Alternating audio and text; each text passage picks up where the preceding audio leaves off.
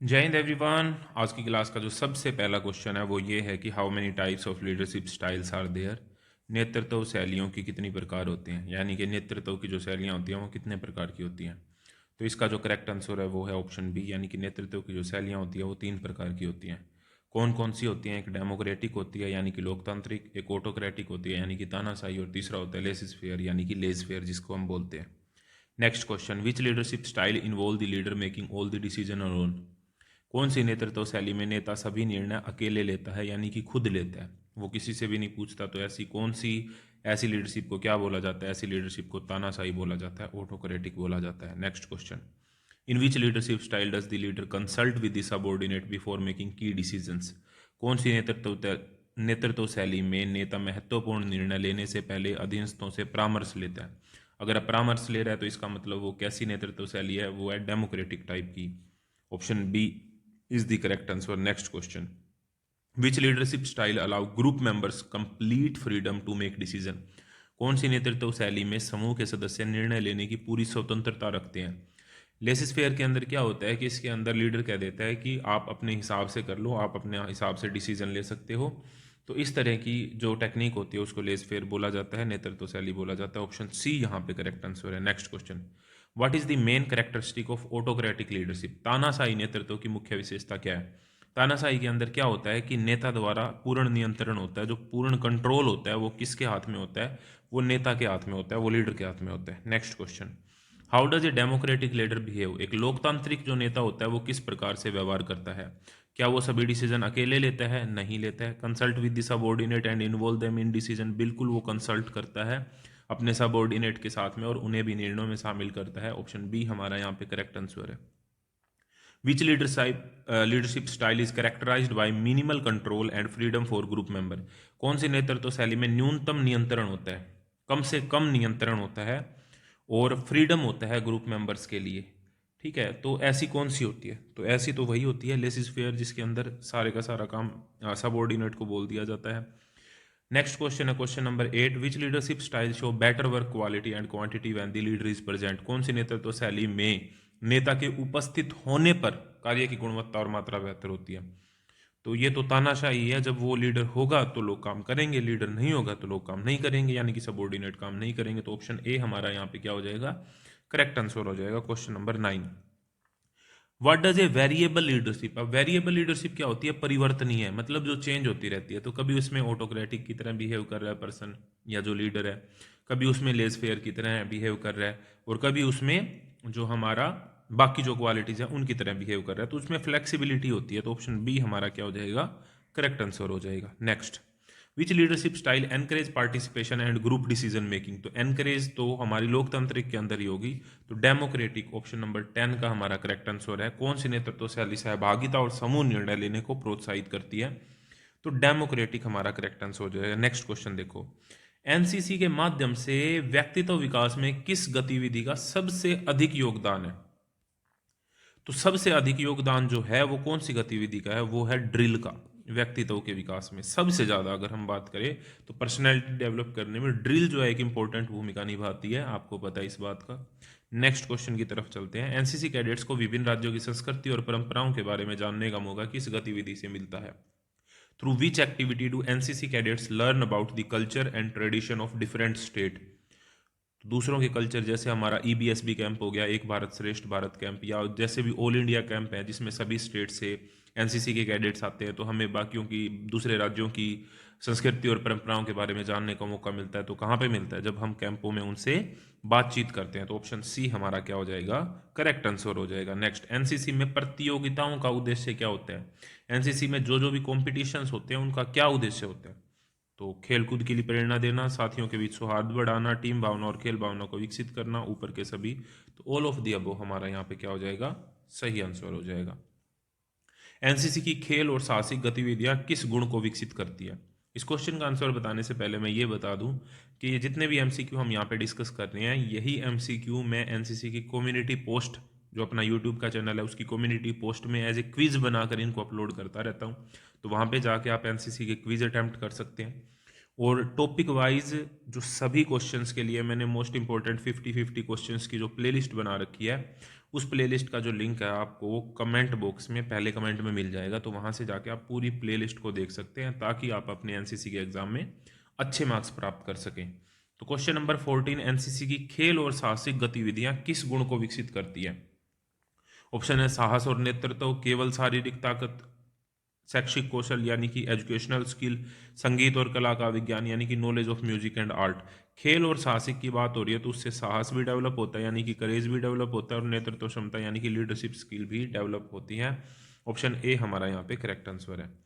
NCC के drill अभ्यास का मुख्य उद्देश्य क्या है? ड्रिल क्यों कराई जाती है? तो ड्रिल में जो मेन उद्देश्य जो है वो अनुशासन के लिए और आत्मविश्वास को बढ़ाने के लिए, enhance the discipline and confidence.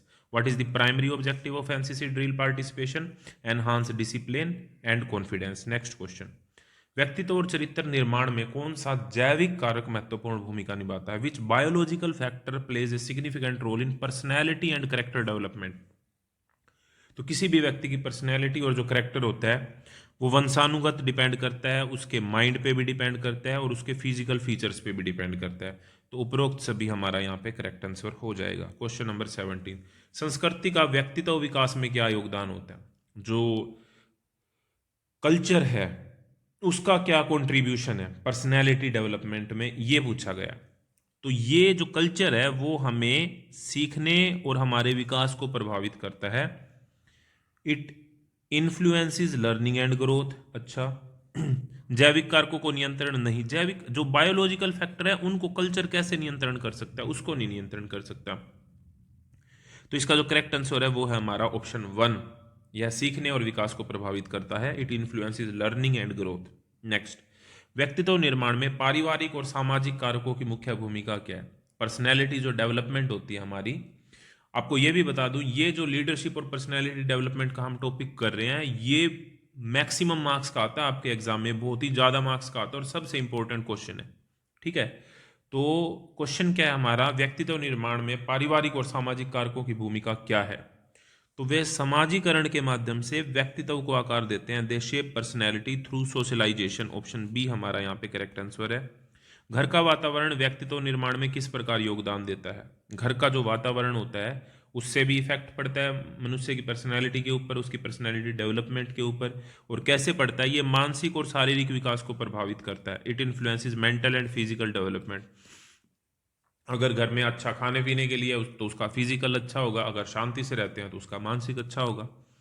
Next question, व्यक्तित्व किन मुख्य तत्वों से निर्मित होता है? जो व्यक्तित्व है यानी कि जो पर्सनैलिटी है उसमें कौन कौन से प्रमुख तत्व होते हैं, कौन कौन से प्रमुख कंपोनेंट होते हैं? तो धारणा, सीखने की क्षमता, शारीरिक बनावट यानी कि perception, learning ability and physical structure.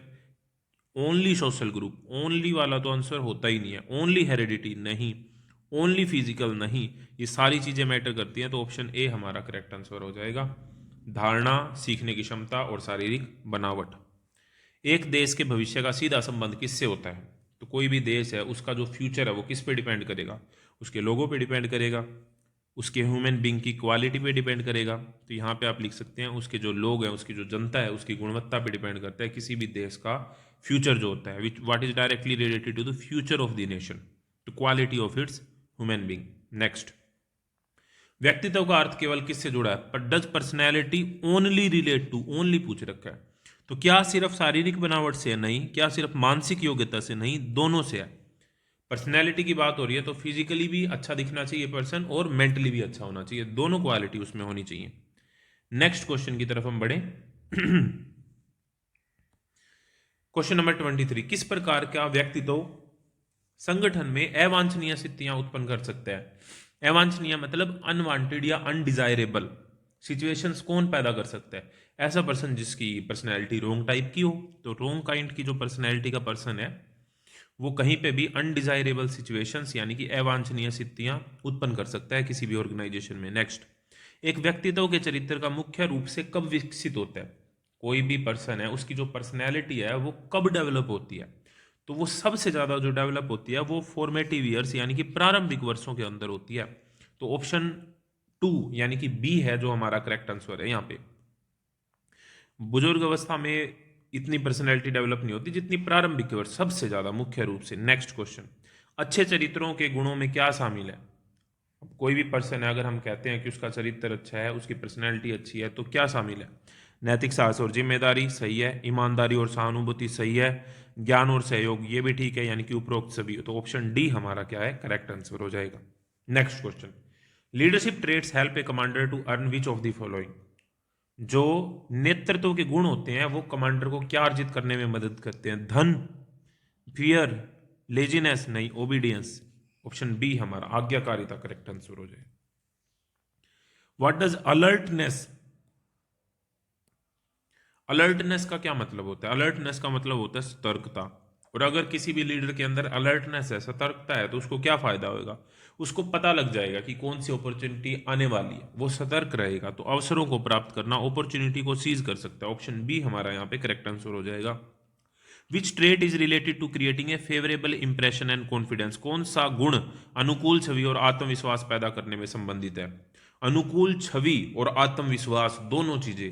छवि यानी कि पर्सनैलिटी, इंप्रेशन, इंप्रेशन पड़ता है हमारी ड्रेसिंग सेंस से, हमारी पर्सनैलिटी से। पर्सनैलिटी के अंदर मेन हम किस तरीके से चल रहे हैं, हमारे गेस्चर, हमारे पोस्चर, हमारे कपड़े पहनने का तरीका, और उस चीज को क्या कहते हैं? उस चीज को हम बोलते हैं बियरिंग। तो ऑप्शन बी हमारा यहाँ पे करेक्ट आंसर हो जाएगा क्वेश्चन नंबर 28 के लिए। नेक्स्ट क्वेश्चन पे चलते हैं। What should be avoided while speaking as a leader. जब आप एक नेता के रूप में, एक कमांडर के रूप में, एक लीडर के रूप में बोल रहे हैं, तो उस समय किन बातों से बचना चाहिए? तो उस समय हमें क्लियर सेंटेंस बोलने चाहिए, बिल्कुल सही बात है। छोटे शब्द, वर्ड बोलने चाहिए, बिल्कुल सही है। पॉजिटिव लैंग्वेज होनी चाहिए, बिल्कुल सही है। लेकिन उस समय पे हमें व्यंग करने से बचना चाहिए। तो ऑप्शन बी यहाँ पे करेक्ट आंसर हो जाएगा। Next question, courage is a combination of which two type of courage. जो करेज होता है उसका क्या मतलब है? करेज का मतलब क्या है? करेज का मतलब ये है कि करेज जो है वो शारीरिक भी होना चाहिए, ठीक है, और उसके साथ में नैतिक भी होना चाहिए। तो मोरल भी होना चाहिए और फिजिकल भी होना चाहिए, यानी कि दिल से भी हम स्ट्रांग हो और शरीर से भी हम स्ट्रांग हो, तभी बात बनेगी। तो मोरल एंड फिजिकल ये आपको ध्यान रखना है।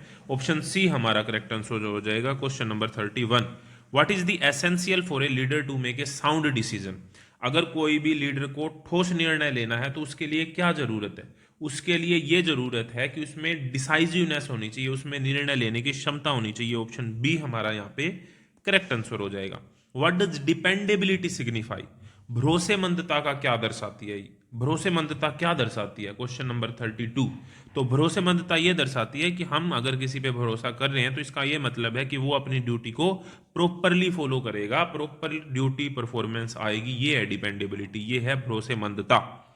नेक्स्ट क्वेश्चन, एंडोरेंस जो होती है, अब कोई भी पर्सन के अंदर एंडोरेंस है, मतलब सहन शक्ति है, वो लीडर को क्या हेल्प करती है? कौन से फैक्टर में विद स्टैंड करने के लिए हेल्प करती है? अगर उसके अंदर एंडोरेंस है, अगर किसी भी लीडर के अंदर एंडोरेंस है, तो पेन को और स्ट्रेस को वो इजिली हैंडल कर लेगा। ऑप्शन बी हमारा यहाँ पे करेक्ट आंसर है। What is required to act promptly without order. Promptly मतलब होता है तुरंत। तो आदेशों के बिना तुरंत कार्य करने के लिए क्या आवश्यक है? एक लीडरशिप क्वालिटी होती है, उस क्वालिटी का नाम है इनिशिएटिव, यानी कि पहल लेने की। तो ये इनिशिएटिव की जो क्वालिटी होती है वो ये होती है कि सबसे पहले हाँ मैं करूंगा इस चीज को। तो ये जो क्वालिटी होती है ना, that is known as initiative. Next question, integrity is defined as which of the following quality. सत्यनिष्ठा को निम्नलिखित में से किस गुण के रूप में परिभाषित किया जाता है? Question number 35। तो अगर सत्यनिष्ठा ही है तो ये सत्यता ही होगा। ऑप्शन सी हमारा करेक्ट आंसर है। ये नहीं है और ये भी नहीं है, तो ऑप्शन सी हमारा करेक्ट आंसर हो जाएगा। Next question, what is essential for a leader to maintain impartiality. Impartiality है निष्पक्षता, हम किसी के साथ भी पार्शियलिटी नहीं कर रहे।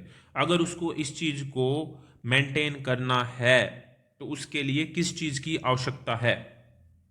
उसके लिए आवश्यकता है न्याय की, जस्टिस, न्याय करना, यानी कि पार्शियलिटी नहीं करना किसी के साथ भी, किसी भी बेस के ऊपर पार्शियलिटी नहीं करना। लॉयलिटी इज फेथफुलनेस टुवर्ड हुम। निष्ठा किसके प्रति विश्वास योग्यता है? देश के प्रति और कलीग के प्रति, साथियों के प्रति और देश के प्रति। नेक्स्ट, सेंस ऑफ ह्यूमर, यानी कि जो मजाक करने की कला होती है, वो लीडर को अंडर स्ट्रेस रहने में मदद करती है। ठीक है, अंडर स्ट्रेस अगर है और वहां पे अगर वो खुश मिजाज पर्सन है तो वो वहां पे इजीली रह सकता है, तनाव नहीं होगा उसको। तो इस चीज को क्या बोलेंगे हम? इस चीज को क्या बोला जाता है? क्वेश्चन नंबर 38 की अगर हम बात करें सेंस ऑफ ह्यूमर की बात हो रही है, तो ये होगा उसका खुश मिजाज नेचर, यानी कि चीयरफुलनेस, सेंस ऑफ ह्यूमर से related. Next question, motivation in a person leads to which of the following outcome. जो मोटिवेशन होती है, प्रेरणा होती है, उससे क्या होता है? प्रेरणा से जो हमारा प्रदर्शन होता है वो बेहतर होता है, बेटर परफॉर्मेंस आती है। क्वेश्चन नंबर 39 का जो करेक्ट आंसर है वो है ए, यानी कि better performance. Next question, what is an example of conflicting motive in human. देखो, आदमी की, ह्यूमन की एक पर्सनैलिटी होती है कि हम जो है खतरे को अवॉइड करना चाहते हैं, लेकिन हम ये भी चाहते हैं कि हम हमारे देश के लिए लड़े। तो ये जो दोनों चीजें, अगर लड़ेंगे तो खतरा होगा, ठीक है, और खतरे को हम अवॉइड करना चाहते हैं लेकिन हम लड़ना भी चाहते हैं, तो ये कॉन्फ्लिक्टिंग मोटिव हो गया। तो ऑप्शन बी हमारा करेक्ट आंसर है। Next, which of the following are social motive that influence human behaviour. ऐसे कौन से सोशल मोटिव हैं, सामाजिक प्रेरणाएं हैं जो मानव के व्यवहार को प्रभावित करती हैं? पॉलिटिक्स करती है, बिल्कुल करती है, रिलीजन भी करता है, कल्चर भी करता है। तो ऑप्शन डी हमारा क्या हो जाएगा, correct answer. Question number 42, what is the main objective of motivation in performance. प्रेरणा का मुख्य उद्देश्य प्रदर्शन में क्या है? तो ये क्या करता है, प्रेरणा जो होती है वो इंस्पायर करती है परफॉर्मेंस के लिए, प्रदर्शन करने के लिए। तो यहां पे इसका जो करेक्ट आंसर हो जाएगा वो हो जाएगा option number B. Next question, what can be less effective in the long run when used to motivate individual. देखो, बात ऐसे है कि किसी को दबाव देके, किसी के बल के साथ हम थोड़ी देर तो उससे काम करवा सकते हैं, लेकिन लॉन्ग रन में ये चीजें काम नहीं करती। तो फोर्स जो होता है, हमको अगर लीडर, एज ए लीडर किसी से काम करवाना है अपने लक्ष्य को अचीव करने के लिए, तो हम बलपूर्वक बिल्कुल भी नहीं करवा सकते, हम उसे मोटिवेट कर सकते हैं और हम एग्जाम्पल सेट कर सकते हैं, ठीक है। एग्जाम्पल सेट करना एक अच्छी चीज होती है, फोर्स से हम काम नहीं करवा सकते। तो लंबे समय में व्यक्तित्व को प्रेरित करने के लिए कौन सी विधि कम प्रभावी हो जाती है? तो फोर्स जो है वो बिल्कुल कम प्रभावी है। नेक्स्ट क्वेश्चन हमारा, how can a leader best motivate there group. एक नेता अपनी टीम को सबसे अच्छे तरीके से कैसे प्रेरित कर सकता है?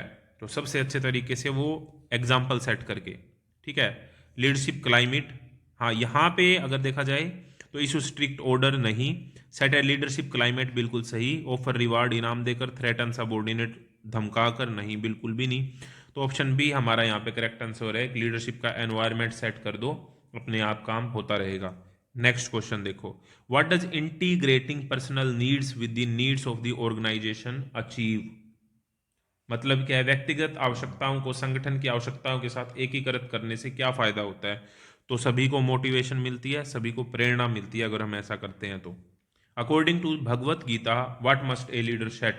भगवत गीता के अनुसार किसी भी पर्सन को क्या सेट करना चाहिए? किसी भी पर्सन को सेट करना चाहिए पर्सनल एग्जाम्पल। ऑप्शन ए हमारा करेक्ट आंसर है, व्यक्तिगत उदाहरण सेट करे, एग्जाम्पल सेट करे। Which of the following is the best way for a leader to motivate his group. तो कैसे कोई भी नेता अपनी टीम को प्रेरित कर सकता है? सबसे अच्छा तरीका कौन सा है? खुद का एग्जाम्पल सेट करके, व्यक्तिगत उदाहरण प्रस्तुत करके, यानी कि खुद वो काम करके। अगर हम अपने सबॉर्डिनेट को कह रहे हैं कि आप 5 किलोमीटर दौड़ो और हम 1 किलोमीटर भी नहीं दौड़ पाते, तो वो क्यों मानेगा हमारी बातें? लेकिन अगर हम 10 किलोमीटर दौड़ सकते हैं तो वो 5 किलोमीटर बिल्कुल दौड़ेंगे, क्योंकि उनको लगेगा कि जब हमारा लीडर दौड़ सकता है तो हम क्यों नहीं, हमें भी करना होगा। Next, what is the foundation of both duty and discipline. Duty और डिसिप्लिन, इन दोनों की फाउंडेशन क्या है? इन दोनों की फाउंडेशन ये है कि हायर गुड के लिए, यानी कि सभी की भलाई के लिए, उच्चतम भलाई के लिए खुद की तरफ ध्यान न देना, बल्कि सभी की भलाई का ध्यान देना, यही है ड्यूटी और डिसिप्लिन की foundation. Next, what is the primary obligation of a citizen. अगर आप भारत के नागरिक हैं तो आपका मुख्य दायित्व क्या है? मुख्य दायित्व है कि आप अपनी जो भी ड्यूटीज हैं उनका पालन करें, अपने कर्तव्यों का पालन करें, ये सबसे मेन बात है। Next, what does discipline teach. जो अनुशासन है वो हमें क्या सिखाता है? अनुशासन हमें सिखाता है सेल्फ कंट्रोल, यानी कि आत्मनियंत्रण। तो ये थे 50 मोस्ट इंपॉर्टेंट क्वेश्चन जो कि आपके लीडरशिप और पर्सनैलिटी डेवलपमेंट वाले टॉपिक से हैं। मोस्ट इंपॉर्टेंट टॉपिक आपके एग्जाम का, बहुत ज़्यादा मार्क्स का आपके एग्जाम में आता है, और इनके जो MCQ हैं वो आपकी इसी यूट्यूब चैनल की कम्युनिटी पोस्ट के अंदर आप जाके अटेम्प्ट कर सकते हैं और अपनी तैयारी को बेहतर कर सकते हैं। मिलते हैं नेक्स्ट वीडियो में, तब तक के लिए जय हिंद, जय Bharat, thank you very much.